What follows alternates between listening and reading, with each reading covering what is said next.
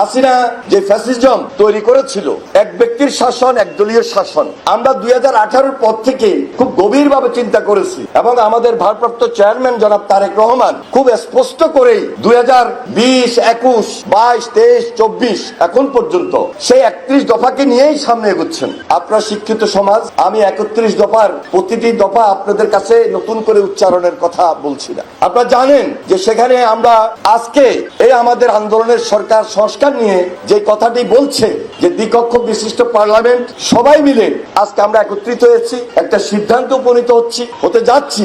এই প্রস্তাবনাটা আমাদের 31 দফার মধ্যে রয়েছে। আমরা খুব স্পষ্ট ভাবেই বলেছি যে সবাই মিলে আমরা ভবিষ্যতে সুযোগ পেলে জাতীয় ঐক্যমত্যের সরকার গঠন করব, যারা ফ্যাসিবাদ বিরোধী আন্দোলন করেছি, যারা আমরা যুগপৎ আন্দোলন করেছি, এই ফ্যাসিস্টের বিরুদ্ধে লড়াই করেছি, সংগ্রাম করেছি। সুতরাং সর্বপ্রথম আমাদের দাবি ছিল বিচার। এখন পর্যন্ত আমাদের কষ্টের জায়গা থেকে আমরা বারবার বলি ফ্যাসিস্টের বিচার আরো দ্রুত হওয়া দরকার। আমরা আশা করছি সবার আন্তরিকতা, সহযোগিতা এবং আমাদের প্রতিবাদের কারণে এই বিচার খুব ত্বরান্বিত হবে এবং দৃশ্যমান হবে। সংস্কার প্রক্রিয়া যেটা চলছে খুব সহসায় আমরা একটা রেজাল্ট যেন সরকার থেকে পাই, যে এই সংস্কারের মধ্য দিয়ে ভবিষ্যতে আমাদের জাতীয় ঐক্যমত্যের সরকার গঠন করতে আমরা যেন একটা সুবিধাজনক অবস্থায় থাকতে পারি।